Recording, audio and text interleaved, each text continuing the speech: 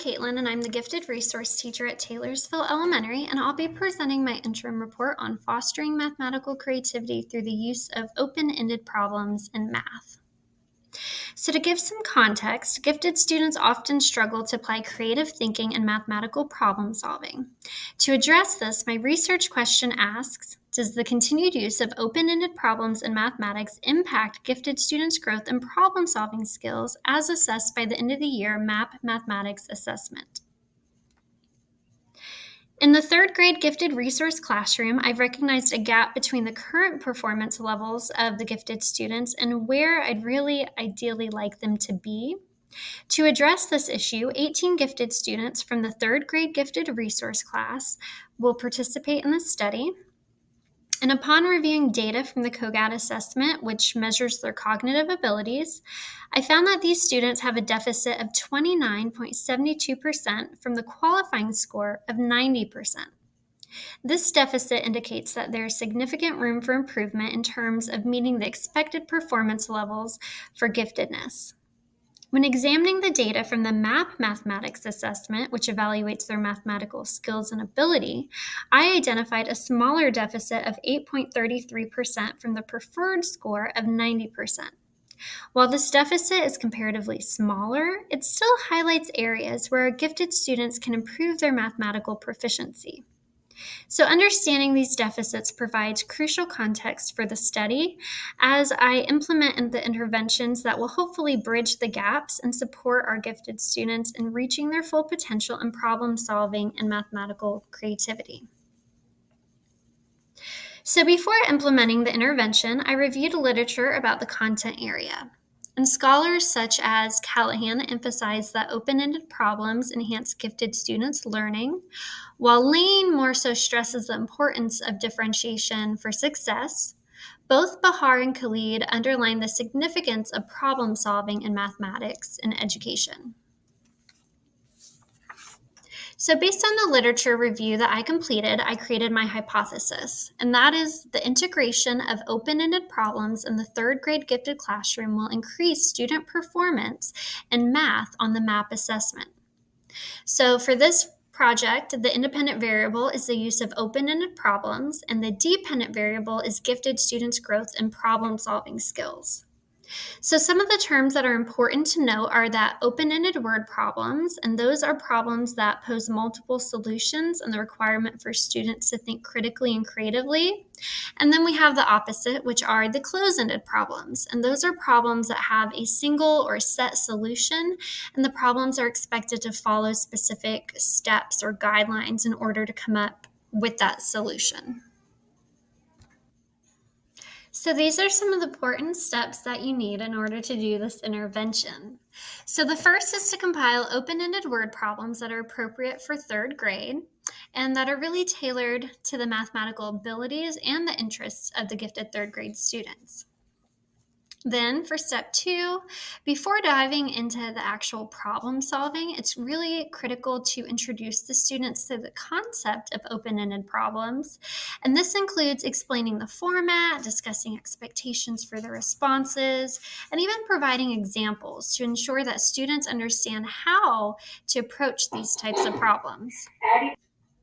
Once the students are familiar with the open-ended problems, interventions can then be administered. So this might involve structured problem-solving sessions, individual group activities, or integrated classroom tasks.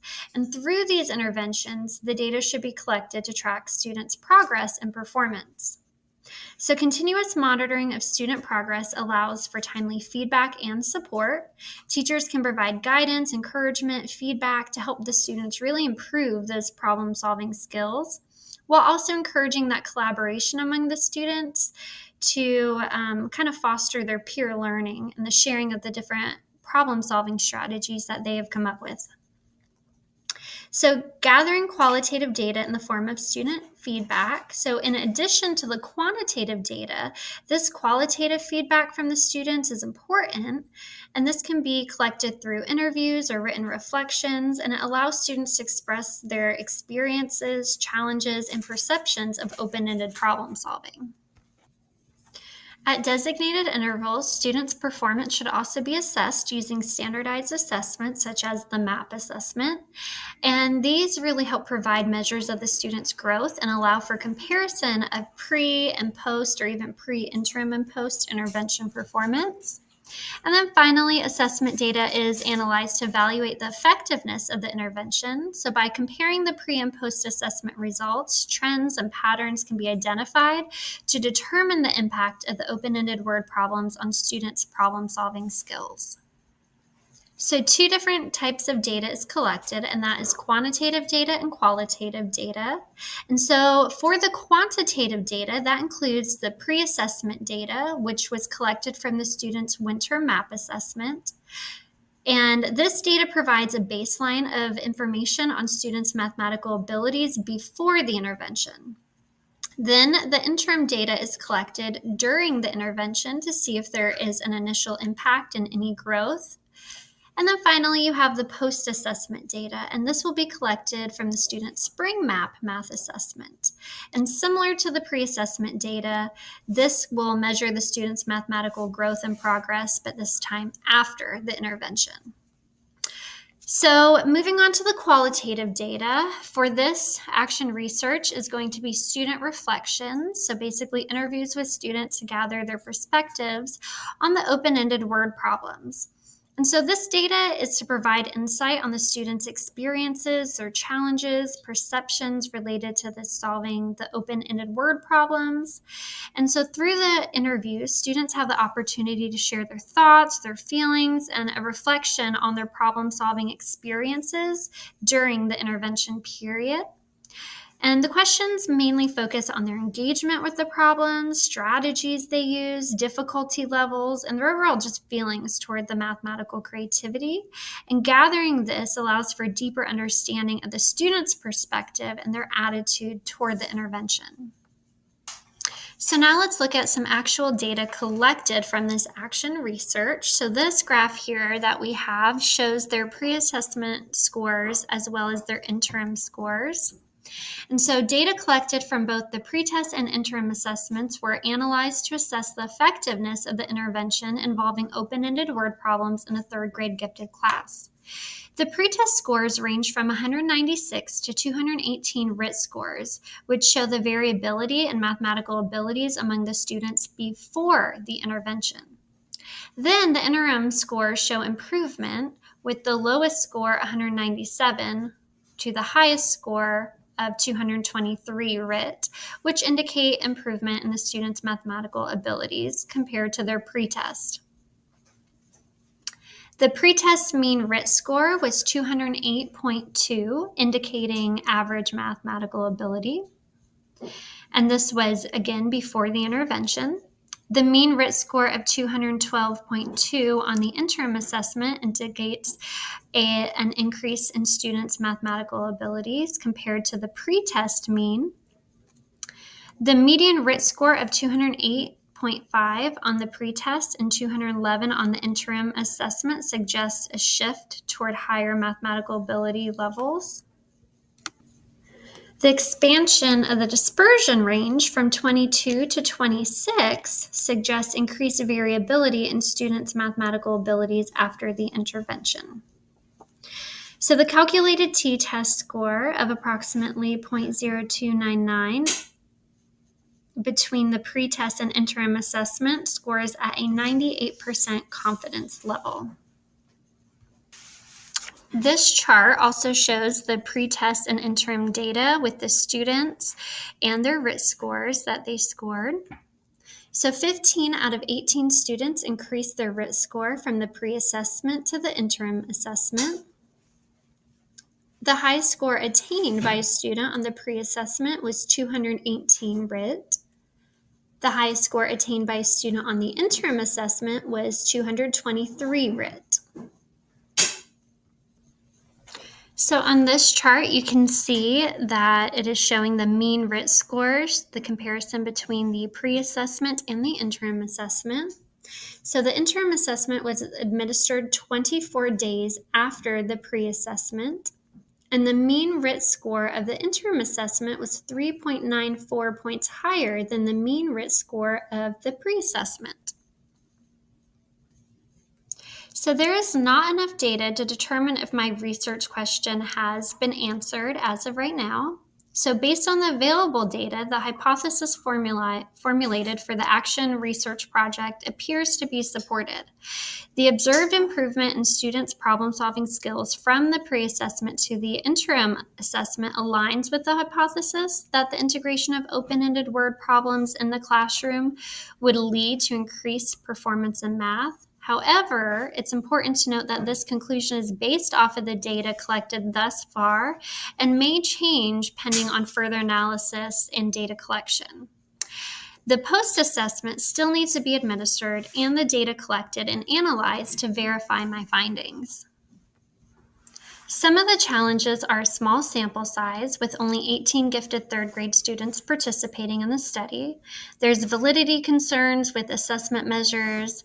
The MAP and COGAT primarily focus on cognitive abilities, and it may not directly align with the creativity measures.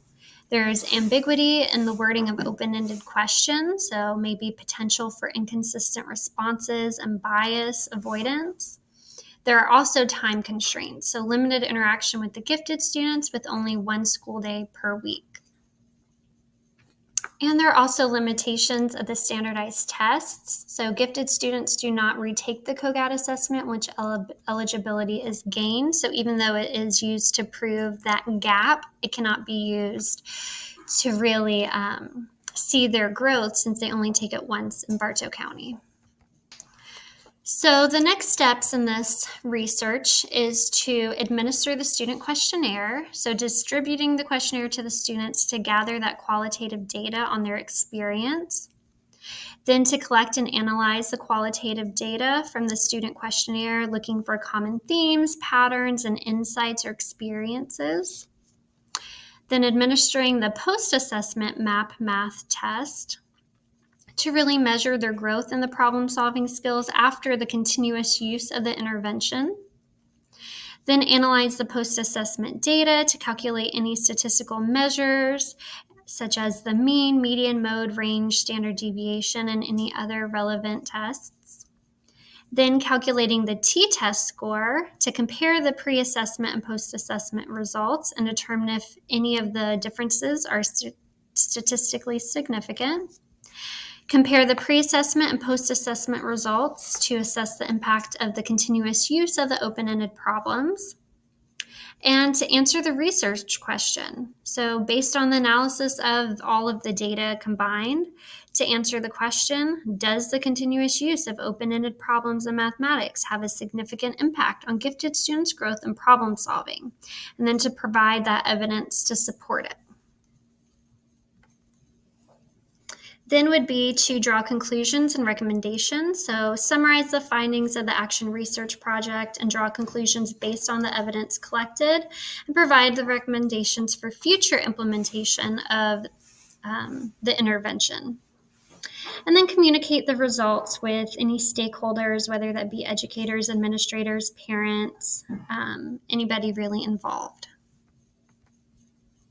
So to conclude all of my findings thus far, my research examined the impact of the continuous use of open-ended problems in mathematics on gifted students' growth and problem solving as assessed by the end of the year MAP mathematics assessment. So when I administered my pre-assessment and interim assessment, I used the MAP growth MAP 2 through 5 Georgia assessment. The average RIT score of students at the pretest was a 208.22 and the average interim RIT score was 212.17. This suggests that students did score higher during the implementation of the open-ended problems in mathematics than they did on the pre-assessment. After reviewing the data, 15 of the 18 students grew in their RIT score, and this represents 83.3% of my students. Students have yet to take the post-assessment, so I do not have sufficient evidence as of now to answer my research question.